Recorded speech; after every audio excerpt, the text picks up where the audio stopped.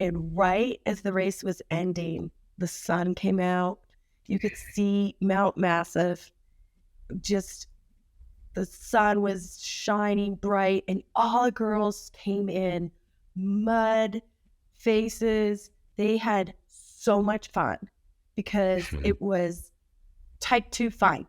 They were out there pushing it, and they were so proud of themselves that they finished it and that they just were joyous through that struggle. When you share struggle, it heightens it in a way that makes those bonds. And I think that season really bonded the girls a lot. Welcome to the Kooler Lifestyle Podcast. I'm your host, Matt Kuehlhorn, and I'm excited to have you join me as I interview community members and business leaders from the communities in which I live, work, and serve through my business Kooler Garage Doors. We're going to bring you highlights on characters in our communities. Why? Because community matters, and I want to know more about who is behind our business and leadership in order to understand and support the community fabric that our relationships make up. And collectively, we can build stronger communities that support our lifestyles, our youth, and our health.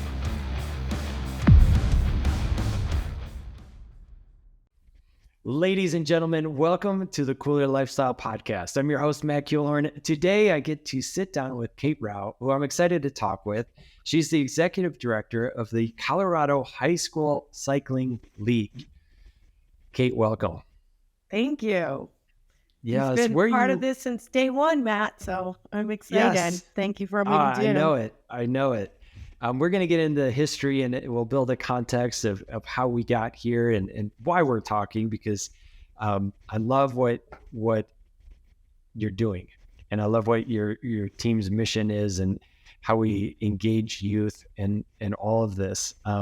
It's so cool to me, especially, I want to go into it right now. When I was a high schooler, I raced mountain bikes, but it wasn't structured. And it was just me and a couple of buddies, and we got into a vehicle and we went all around Michigan and hit up Norma races. And we would camp, and sometimes we'd get into trouble, and our parents were like, yeah, go for it. So it's really, really cool to kind of come full circle and see students racing and engaging like we have going on today. So I want to get into all of that, Kate. All right. Where are you beaming in from right now? Boulder. Awesome. And is it home office? It is an office. We finally got an office in 2019. That's so cool. Fall of 2018. Right on. Winter of 2018 moved in here. How long has the high school league been going on? Our first race was at the McMurray Ranch in 2010 with 155 riders. That's so cool. That's awesome. I remember Dave Weens recruiting me to be a coach for the Gunnison High School team that first year. And what a special event. Like, so cool. Yeah, so he was at that race, and he and Susan were at our first fundraiser the May prior to that race. So he was integral in getting us to the ground. Give me a little context. Since 2010, what have you seen that has shifted, and has the student body grown?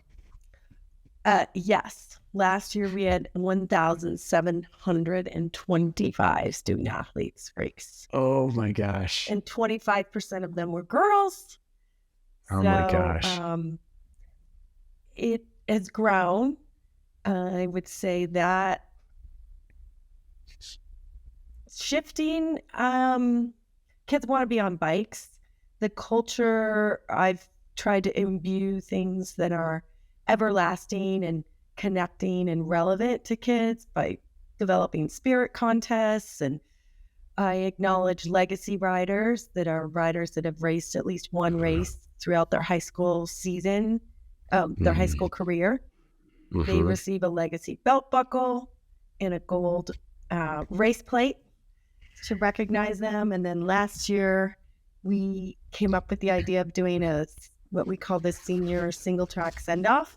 So we had all the seniors do a parade, because I think other sports recognize their seniors, and we used to recognize via Instagram and Facebook all of our legacy riders, but now we have so many that it takes us 9 months to do it on our social media platform. So we shifted gears last year to do a parade at the conference championships, the overall conference. So that was fun. Okay, this is so amazing. I can understand why mountain biking in Colorado, has good traction and has, been embraced by high school students. How did you get involved? Who recruited you into this, and why is it such a part of you? So I was in environmental consulting prior to working with youth. And then when I was working with youth, I was in intervention. And I found this chasm between families and kids that were in crisis of not being outside, not having magical memories, as I call it, connecting. And I feel intervention, we can have prevention is way better than intervention. And when I left environmental consulting, I'm like, oh, I think I want to be a teacher, this or that. And I met Matt Tomasco, who, when I was starting to teach skiing at Eldora, and I really drew to youth sports. And Matt Tomasco was running Single Track Mountain Bike Adventures, which is celebrating its 30th anniversary this July. So I talked my way into a job there. I said, I want to follow him as an educator. And I said, he's going to teach me how to do it. And so we were running mountain bike camps up in Winter Park, and I was the cook. And then the next year, I started coaching, and then we developed the younger age program for 7 to 8-year-olds or 7 to 12-year-olds. And I did that for 12 years, and I was following what was occurring in junior cycling. Idaho had something, Arizona had something, Colorado. We put on races with Steve McCauley of USA Cycling in 96 and in 98. Up in Netherlands, one was outside of Colorado Springs. And we would just get a bunch of kids together from various high schools. Durango would show up, and Boulder, and Mullen High came one year. So it was very grassroots. And then the Mountain States Cup was happening. And so we coupled the high school state championship into the Mountain States Cup. And then in 2008, it didn't happen. And for a variety of reasons. And I started seeing NorCal, and I was like, what is this? In about 2005. And I think they started in 2001. Anyway, fast forward, I met Gary Fisher at a Trek event in Boulder and said, I want to start this for Boulder Valley School District. And he sent me a movie, Children of the Dirt, etc. I invited myself out to a NorCal coaching conference, and they welcomed me, and they said, okay, maybe. And then that was 2008. 2009, Matt Fritzinger was the founder of NorCal and NICA, and he came out and saw that we had a lot of support, because the parents that I had met through working at Simba for 10 years, they were very supportive. So then we started in 2009. It was announced at Interbike, and Dave and Susan came and helped us raise money, and we got sponsors that are still with us today, and new ones we always welcome. But we've been very, very lucky. It is in our DNA. We had junior programs already in existence in Colorado, such as Simba, Durango Devo. Ciclismo was starting that year. That's now Sentown out of Fort Collins. So we were very lucky. Hey everybody, this is Luke from Kooler Garage Doors. Just want to take a quick second to talk about our sponsor, Sommar Garage Door Openers. We believe Sommars are the best in the business when it comes to garage door openers. We always recommend them for residential installs because of the many features they have, such as Wi-Fi connectivity and safety features like a fixed chain that runs along a secure rail for a quiet and safe operation. Click the link to find out more about Sommar Garage Door Openers.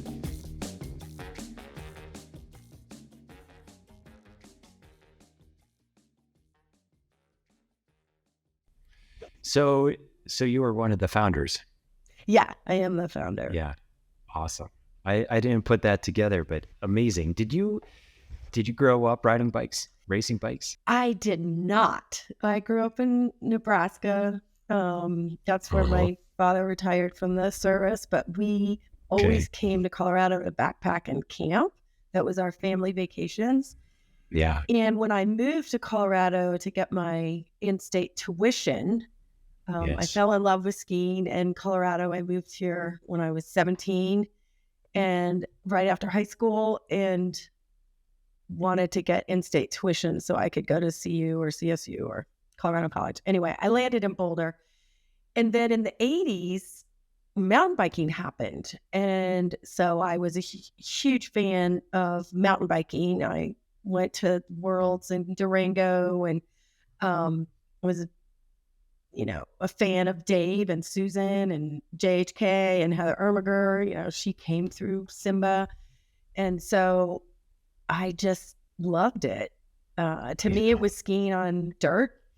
If I could make it correlation, and it was more fun than backpacking. Backpacking has its fun too. I really like that element of backpacking, but cycling is just fun.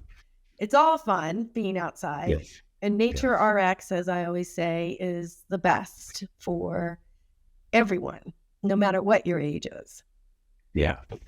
I love this. And I shared at the beginning, I grew up biking. My friends and I, we were just piecing together BMX bikes out of parts that we found in dumpsters. And then when we started throwing newspapers and earning a little bit of money, this was late 80s, early 90s. And we were getting caught up in the mountain bike piece because that was the thing. It was hitting Michigan at that point. And so I remember buying my first Schwinn Murata mountain bike that I paid cash for off of my newspaper tossings. And you mentioned magic moments, and I can totally relate. Like it's such a character builder, and to get experiences out there, to take appropriate, healthy risks is important for a developing human, and a young person needs to be able to experience that. And if we can create these moments for them to do it in a healthy way, right, like that just builds character. And so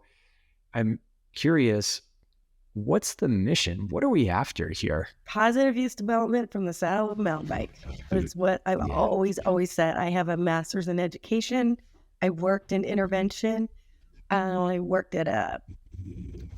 was a teacher at a sober high school. So I'm all about supporting kids and families during a very tumultuous time. High school is 4 years, but it's really 4 decades of development. From a physical, intellectual, spiritual level, so much is going on. You change all the time.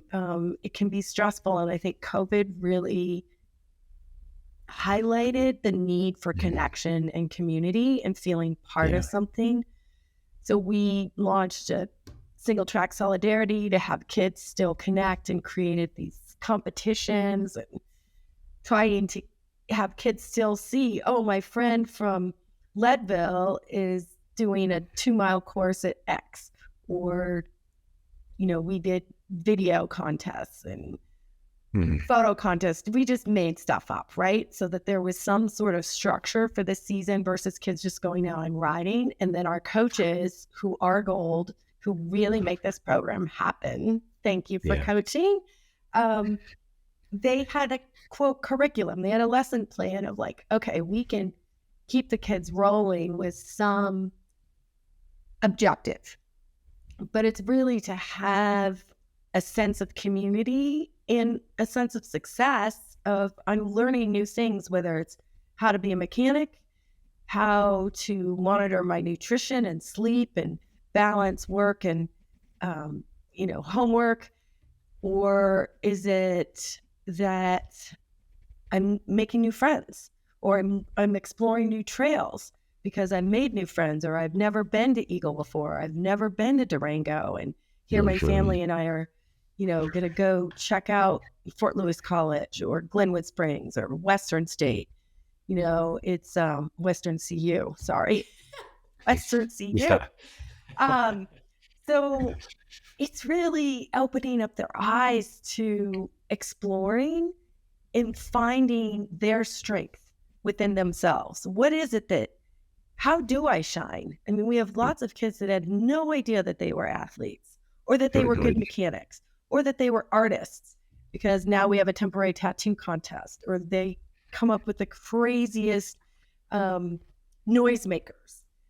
So it's not about the competition. Is great because it brings everybody together. It's a purpose, but it's the fun and the camaraderie that trumps that, in my view. Yes. I totally get that. So 2010, 12, 13 years in the running, what are some magic moments that are top of mind? Ooh, boy. One came to mind of a Leadville race. It was a season where we were getting thunderstorms, and it was freezing, and the girls were starting the race, and it was sleeting. So at that moment on the start, right before, I said, okay, girls, we're only going to do one lap. We're going to get this race off, but we're only going to do one. So it was cold, sleet, and they were out there. And right as the race was ending, the sun came out. You could see Mount Massive.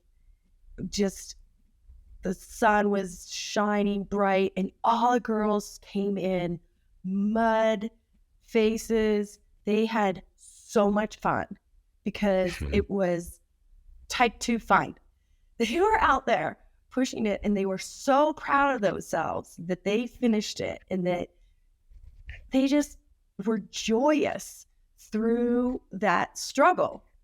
When you share struggle, it heightens it in a way that makes those bonds. And I think that season really bonded the girls a lot. It was just so fun. We've had kids that had prosthetics, nasal cannulas.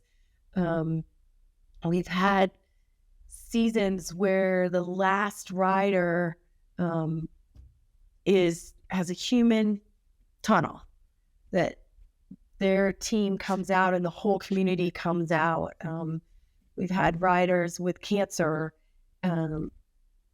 That's one where a human tunnel was made for this rider, and she's no longer with us, unfortunately, but she's an icon of the league.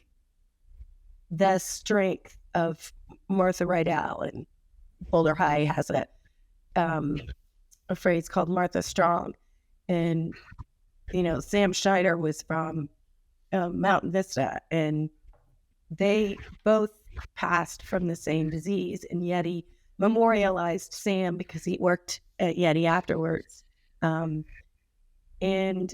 so that strength and that connection of community, it's not always uplifting, but it is spirited and really brings dimension to the human experience and the power of community.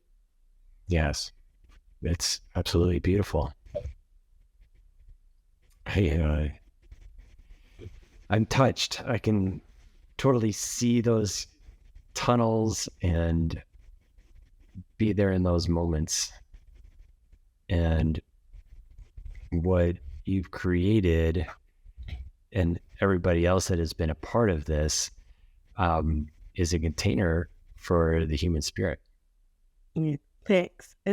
We've Yeah. got a kid with cerebral palsy with a trike, and we created a chase race for him so that kids really get out of themselves, and like Yes. being on the podium is really incredible. And I can't imagine the elation and that feeling of being on the podium, yet they're there when a kid with cerebral palsy has its own special race and everybody's cheering him on. And so when kids see that, they're like, yes, I can do anything, hopefully, that they get that. And the coaches really support that. And they have the very unique experience of 4 years of tapping into that kid and finding out what is it that makes them spin in a positive way. What motivates them? How can they create an objective for that rider throughout the season and throughout their high school career? And it transforms. You know, some kids never thought they would finish a lap, and then they're finishing 2 laps. We've had kids with autism that have a ride guide, that somebody that rides with them, and then by the end of their season, they're riding the whole trail by themselves. They're like, we're good. I'm good. You don't need me. You know, I don't need you here because I believe in myself. Yes. And I've been guided along the way and empowered to take that step. Have you started seeing the cycle to where students from 2010, 11, 12 are becoming coaches? Yes. Yes. Yes. It's so amazing. It's so incredible. Last at Colorado Springs, we had 3 alum come back and coach. We have many of our coaches are alums, or they'll come and sweep at state championships or any of the races when they're home from college. Or we have alums on our race crew. I think last season at one point we had like 7 alum on race crew. They're announcing, they're at the start line, they're, you know, moving weights around and pounding pins and poles, and they get it. And it's so cool to have them come back and give back in a really positive way. Yeah, I love that. Love it. So we're teaching resiliency, we're teaching self-belief. What other pieces are students learning as they experience these races and these events? Well, land stewardship is huge. We have a Golden Pick Award. It's underwritten by SRAM and Rock Shocks, and in the past it was underwritten by John Ship out of Eagle and Roadhouse Hospitality, but he started something with the Vail Rec District, and it's called the Golden Pick. And so we always encouraged trail work, but starting 2013, we had a competition for trail work. And so now, since we have 4 regions, we give a Golden Pick and $1,000 check to the teams that do the most trail work per rider.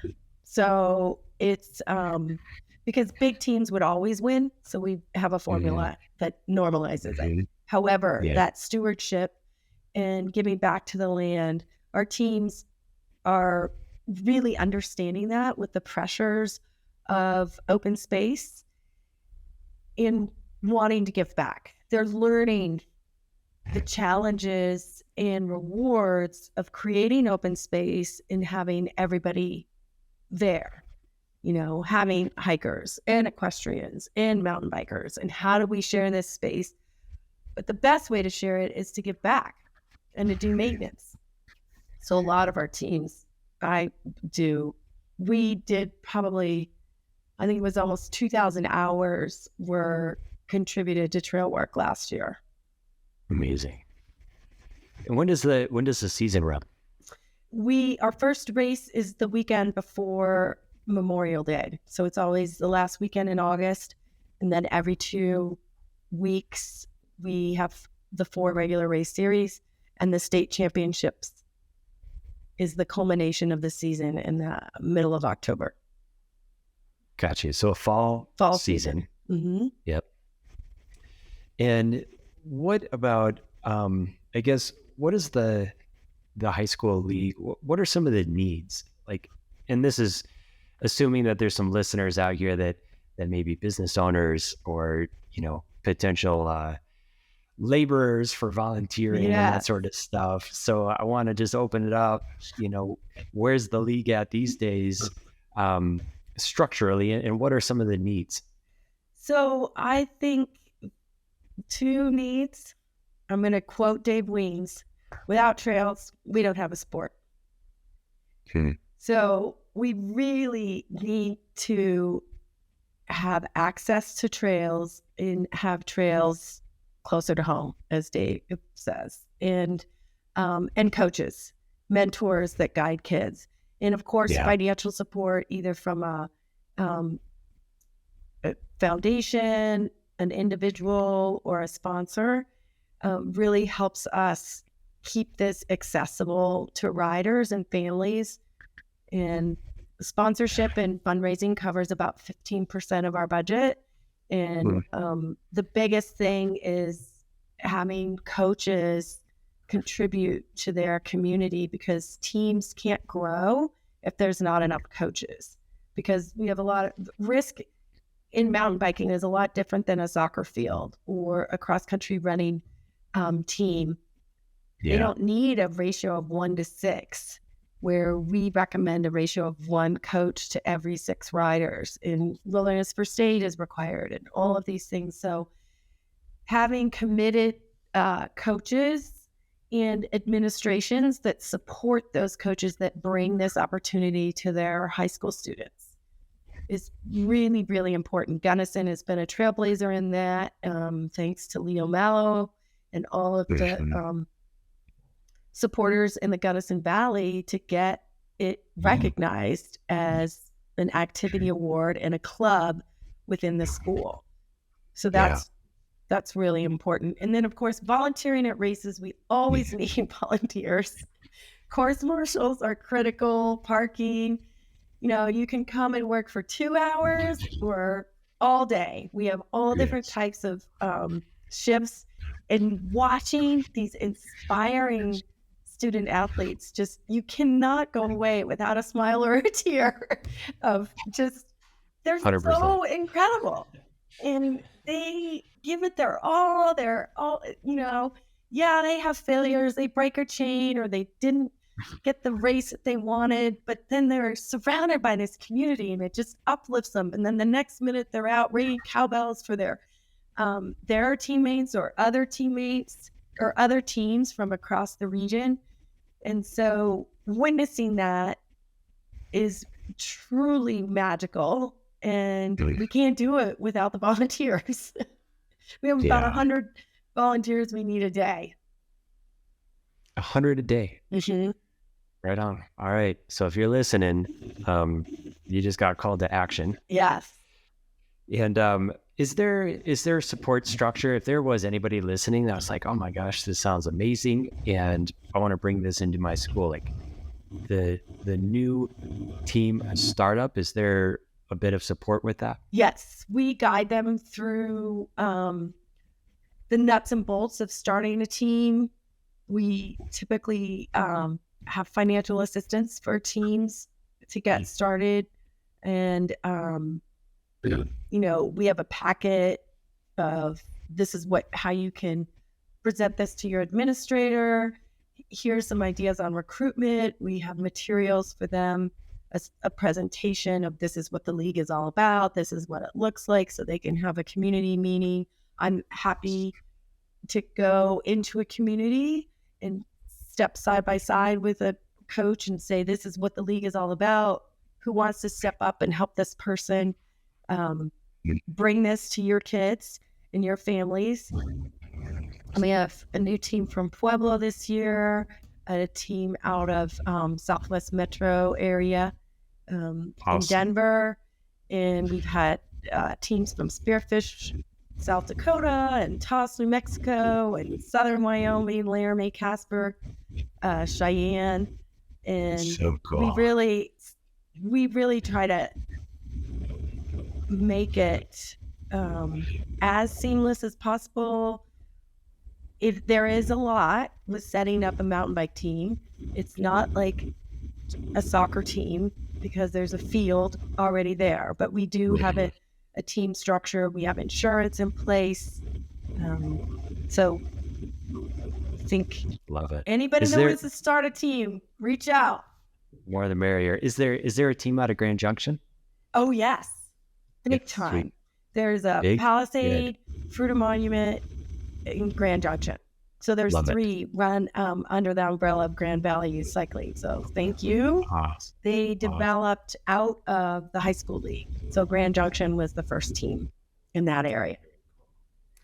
How do listeners that are committing to volunteering, to giving financially, to starting up teams, how do we get in touch with you? ColoradoMTB.org.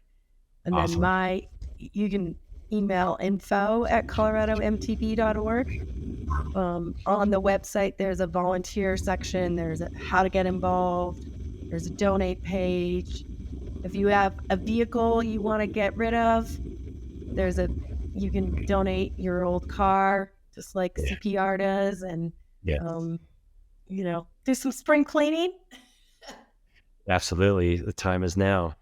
And if anybody's interested in doing the Leadville 100, we do have 2 entries to the Leadville Mountain Bike 100. If they raise $3,000 or more, they get an entry, and that's under the charity entries on Leadville 100.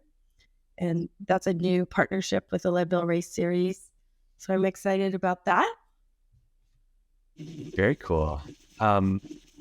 Is there a social presence in any of the social media channels? Colorado MTB or COMTB League. COMTB League is our handle for both Instagram and Facebook. Awesome. We'll include that link and all of those social handles in our show notes, Kate, so that folks can reach out. And I would highly encourage you, listener, to reach out and check this league out. What I didn't imagine, Kate, coming into this conversation, and I should have, but this is just the power of the league and the power of you, is like the stories, these magic moments, like they touched my heart today. And I remember coaching, and you referenced this, like watching these students ride around on these trails is beautiful. And you see their spirit in their heart, and it just opens up, and it is a smile and or tears. And it's completely awesome. So I just want to applaud you, recognize you, and certainly I know that there's a team, and there's a team beyond the team, and to the parents that support the students, like it's all a massive community undertaking, and it's for these moments because they matter, and they just, not only in the moment do they matter, but I know for a fact that it stays with students and these young people into their adulthood. And I'm so psyched that we have this cycle of where people come and after racing, come and start supporting the organization. So really kudos, Kate. Well, thank you. I do have an amazing team. Amazing. And the board is phenomenal, and I can't do it alone. It does take a village. And again, you as coaches are on the ground making it happen. And the kids want to do it. Like, their heart's into it. They're motivated. I mean, not everybody is every day, but some kids, they didn't really know how to ride a bike off the trail, but a coach or a parent or a peer encouraged them to do it. And so that's where that community connection is. Once you help them see the joy in the ride, and then they're connecting with friends and families and the outdoors, they're empowered. So our tagline is Ride, Connect, Empower. And so I really am so grateful for the people that believe in this and believe in our youth. Yeah, I love it. It's beautiful. Kate, thank you so much for joining today. We'll be sure to spread this around. Listeners, please do get in touch. Check out the league. Go check out a race this fall. Yeah, Kate, thank you so much. You're welcome. Thank you. Absolutely. We'll talk soon. Ladies and gentlemen, thank you so much for listening to the Kooler Lifestyle Podcast. We count on your subscriptions, your likes, your shares, and I encourage you to do that now. If you're watching on YouTube, go ahead and subscribe. Lower right-hand button. If you're on audio, download this, share it, and we look forward to having you on the next one.